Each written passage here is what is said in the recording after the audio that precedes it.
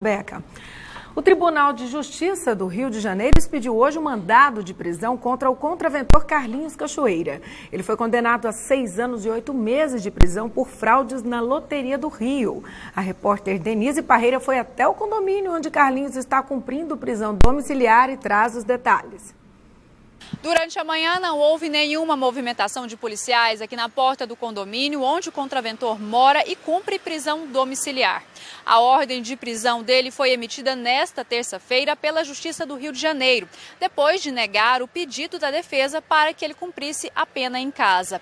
Inicialmente, Carlinhos Cachoeira deve ficar preso aqui em Goiânia, mas na sentença a juíza carioca determinou que sejam tomadas providências para que o preso seja transferido. Carlinhos Cachoeira foi condenado a 6 anos e 8 meses de prisão por conta de fraudes na Loteria Carioca. Ele também já foi condenado por lavagem de dinheiro e associação criminosa em operações da Polícia Federal.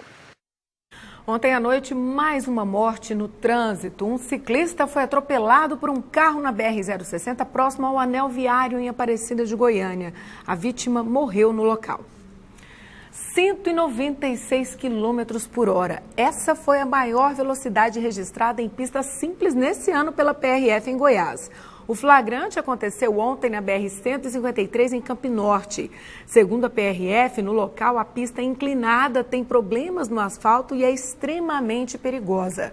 O motorista vai receber uma multa de R$ 880, 7 pontos na carteira e pode perder o direito de dirigir. Nos 4 primeiros meses desse ano, 55 mil veículos foram multados por excesso de velocidade nas rodovias federais goianas.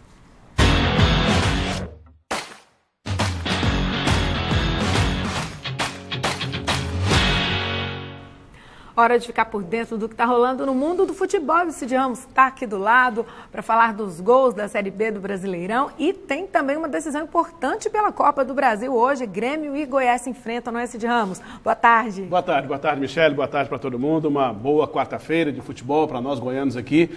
Mas vamos começar falando de Série B, porque ontem tivemos 2 jogos da Série B, a série em que estão os 3 times goianos que disputam o Campeonato Brasileiro. Na segunda-feira já teve um jogo. O Sampaio Corrêa perdeu em casa de 3-2 para o CRB e ontem tivemos o jogo do Curitiba contra o Brasil, que aconteceu lá em Curitiba.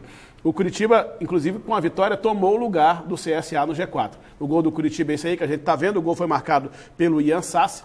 Vitória importante, o Curitiba não começou bem o Campeonato Brasileiro. Havia uma preocupação de se o time ia conseguir se recuperar, mas já estamos entrando na 5ª rodada e o Curitiba vai achando o lugar dele. A outra vitória foi do surpreendente Guarani, se bem que a vitória foi contra o Criciúma. E contra o Criciúma todo mundo está ganhando, né? O Criciúma jogou 4 vezes, perdeu as 4 partidas, é um dos lanternas da competição, uma campanha horrível para um time grande, um time forte.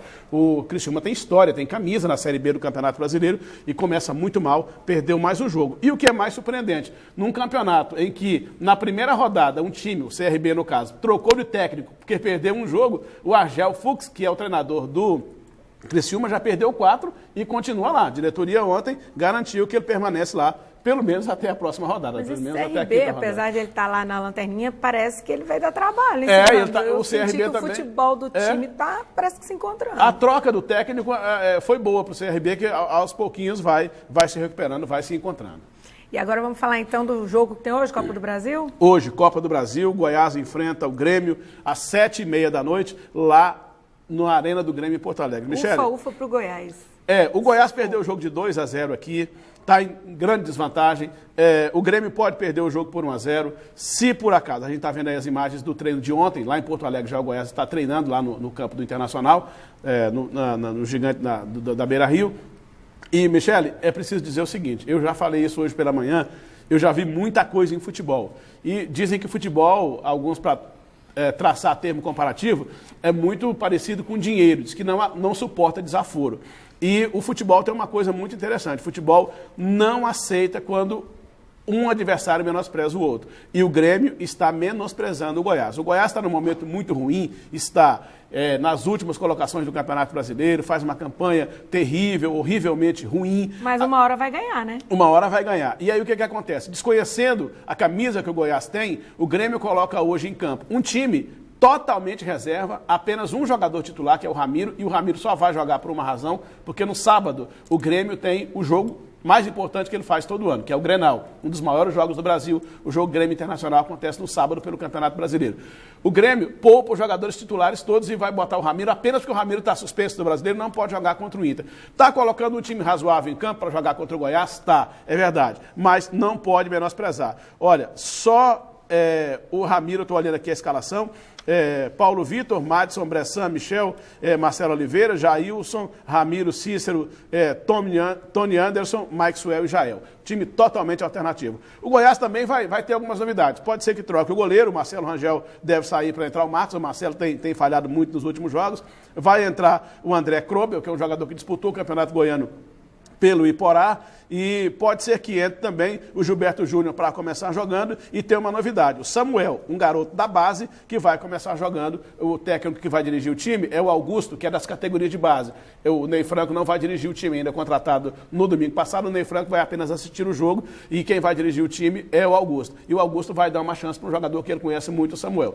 Eu não estou dizendo que o Goiás vai ganhar o jogo, não estou dizendo que o Goiás vai se classificar, mas em futebol, o mínimo que você exige de um adversário para o outro é respeito. O time do Grêmio que vai entrar em campo é forte, mas é um time que é forte, mas está desrespeitando o Goiás. Coragem de arriscar um palpite, Cid?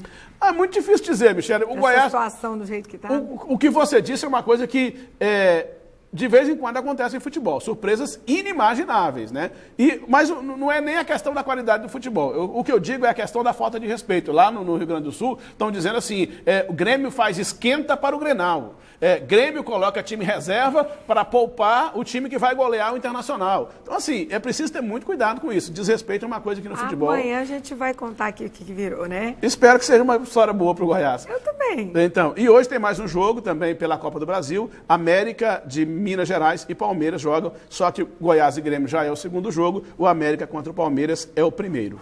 Tá, e hoje a gente vai saber um pouquinho mais de uma das seleções que vão estar na Copa da Rússia. Vamos apresentar com a Graça Torres mais uma seleção que vai para a Copa que está cada vez mais próxima, no TBC na Copa.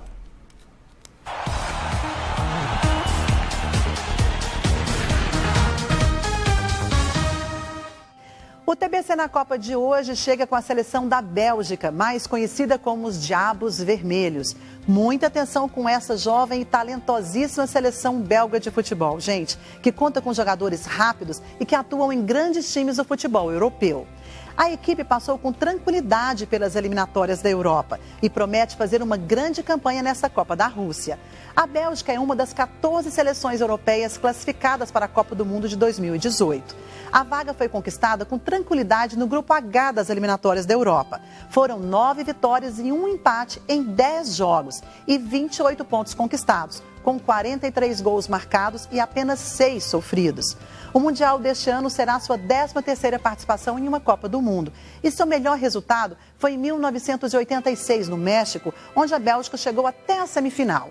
Na última Copa, aqui no Brasil, em 2014, foram eliminados nas quartas de final. A Bélgica é uma das grandes favoritas e seu destaque individual fica por conta de seu camisa 10, Eden Hazard, jogador que atua no Chelsea da Inglaterra. O técnico é o espanhol Roberto Martinez, que trabalha no esquema 3-4-3. Mas e o país? O que você conhece da Bélgica, hein? Olha, gente, o país não tem o charme da Holanda, a imponência da Alemanha, o glamour da França ou a qualidade artística da Itália. Mas isso não significa que a Bélgica não seja charmosa, imponente, glamourosa, que tenha chocolates e cervejas deliciosos e artistas plásticos da melhor qualidade. A soma de tudo isso faz do país um destino obrigatório para quem quer conhecer a Europa. A Bélgica é praticamente dividida em 3 países diferentes. No norte ficam os destinos mais famosos. E é em Flandres que fica Bruges, a Veneza do Norte com seus canais, suas praças medievais e a Igreja do Sangue Sagrado. Onde se fala Flamengo, fica a casa onde nasceu Rubens, o maior artista plástico belga do século XVII, e também os distritos do Diamante. Na Valônia, de língua francesa, vale a pena conhecer a beleza medieval de Namur e as águas de Spa. Mas é a capital Bruxelas que guarda o melhor dos 2 lados. Lá fica uma das praças mais deslumbrantes da Europa, a Grand Place, e 2 pontos turísticos que definem a excentricidade da capital belga, o Otômio e o Manneken-Pis, a estátua do garotinho que faz pipi. Você conhece? Da mesa, vale a pena ganhar uns quilinhos a mais e se lambuzar de chocolates, waffles e, claro, cervejas. Algumas fabricadas por monges há centenas de anos. Agora você se interessou, né? Mas por hoje é só. O TBC na Copa continua no próximo boletim com os detalhes do Grupo C do Mundial de Futebol na Rússia. Combinado? Me interessei mesmo, Graça. Bacana, que lugar lindo, bonito, lindo, né? Bélgica é um país muito bonito. Agora a gente tem mais informações sobre a Copa, os nossos brasileiros, o que a gente Pois tem é, aí? e são duas informações, uma interessante por causa dos valores que envolvem e a outra preocupante. Ontem, na final da Copa da França, o lateral direito Daniel Alves se machucou. A contusão, em princípio, preocupou demais porque pareceu grave. Havia a possibilidade, o risco de ele ter que passar por uma cirurgia. Se isso tivesse ocorrido, se isso fosse ocorrer, ele estaria fora da Copa do Mundo. Mas agora pela manhã, numa clínica particular em Paris, o Daniel Alves foi examinado e o diagnóstico é o seguinte, ele vai ter que ficar parado 3 semanas, não há necessidade de cirurgia. Agora, está nas mãos do técnico Tite. Por quê? Eu fico com medo dessa zica com esses jogadores nossos, hein, Cid? Pois alguém lesionado aí. Isso é preocupante, mas em véspera de Copa, né? em véspera de Copa, invariavelmente isso acontece, Michele. Agora, o que vai acontecer? A seleção vai ser convocada para a Copa oficialmente na segunda-feira, dia 14. Está nas mãos da comissão técnica. Por quê? Qual é o diagnóstico? Ele vai ter que ficar 3 semanas parado para passar por uma nova avaliação. 3 semanas são 21 dias. Falta um pouco mais de 40 para começar a Copa. Aí o que acontece? Ele não vai, se ele for convocado, é certo que ele não vai poder jogar na estreia, porque depois desses 21 dias para passar por um novo exame, pegar o condicionamento ele tem que voltar a treinar fisicamente, depois voltar a treinar com bola, fora da estreia da Copa do Mundo, então, no dia 17 contra a Suíça. A comissão técnica vai ter esse tempo para esperar? Outra coisa que tem que saber, o Daniel Alves é um jogador de 35 anos. E por mais que ele tenha um condicionamento físico, seja tratado num ambiente de primeiro mundo, com a medicina super avançada, com tecnologia, com tudo, uma pessoa de 35 anos tem muito menos chance de recuperação rápida do que um rapaz de 18, 20 anos. Sede com essa Copa em si. Se ele for para a Copa, é a terceira Copa dele. Quer dizer, jogou 2010, 2014, seria a terceira Copa, com um time bom, teria chance de ganhar, quem sabe. Agora tem que esperar. Está nas mãos do Tite. Se espera ou se não espera. Aí, quer dizer, o Daniel tem que torcer para que... Agora, uma coisa é certa. Ele tem muito prestígio, tem muita moral com o Tite. É possível que o Tite se reúna com a comissão técnica, com o departamento médico e decida por convocá-lo e esperar esse tempo todo. Porque uma coisa é certa também. Ele será importante no grupo. E a outra estrela da seleção brasileira, o Neymar, temos notícias? Temos. Essa informação apareceu hoje pela manhã nos jornais europeus. Aliás, em um jornal europeu, tem muito prestígio, o jornal espanhol, o AS. Ele banca que o Neymar esteve, durante o período em que estava se recuperando no Brasil, se reuniu 2 vezes com o dirigente do Real Madrid, que o dirigente do Real Madrid esteve aqui 2 vezes conversando com ele, e que entre Neymar e o Real Madrid teria ficado tudo certo. A capa do jornal é essa aí, a manchete é essa, Neymar negocia com o Madrid é como é tratado o Real lá na Espanha, e que o negócio geraria em torno de 260 milhões de euros. Isso significa, sabe o quê, Michele? 1 bilhão de reais. Há pouco mais de um ano, ele foi negociado por algo em torno de 700 milhões de euros, que já é um negócio inimaginável. E aí, assim, como essa questão é multa, você não tem que negociar na Europa... Pagou, levou. Pagou, depositou o dinheiro da multa, levou. Então não tem nem que negociar. Se o Real realmente estiver disposto a pagar a multa, pagou o jogador no outro dia dele. Então, a informação é importante porque envolve uma estrela do futebol mundial hoje, mas, sobretudo, por esses valores astronômicos. Vamos combinar aqui para o Real Madrid, dinheiro não é problema, né? Não é. Eu vou te mostrar agora, mais uma vez, por que dinheiro não é problema. Olha o que o presente da torcida do Madrid vai ganhar. É um estádio novo. Santiago Bernabéu é um estádio histórico. Uau, e a beleza que eles vão fazer é essa aí. Sabe o custo dessa obra? 400 milhões de euros, mais de 1,5 bilhão de reais. A obra já está, a reforma, eu imagino que o antigo Santiago Bernabéu vai ser demolido e vai aparecer essa obra magnífica aí no lugar. Não se tem ainda uma data exata para o começo, para o início das obras, mas é possível que uma obra desse tamanho, dessa magnitude, demore aí 1 ano, 1 ano e meio, 2 anos. Por mais dinheiro que se tenha, não se faz do dia para a noite. Mas eu trouxe para vocês verem que coisa magnífica. Já deu vontade de assistir um jogo aí, hein? Em que nível o futebol mundial está. E com um detalhe, como se sabe, o Real Madrid é um clube absolutamente particular, né? Quer dizer, ele não tem ajuda de ninguém. vai construir esse estádio com recursos Ele se banca, né? dele próprio. Tá certo, Cid. Então vamos ver amanhã o que a gente traz de notícia e como é que vai ficar essa situação de Goiás e Grêmio. Fiquei até curiosa. Obrigada. Até amanhã, meu querido.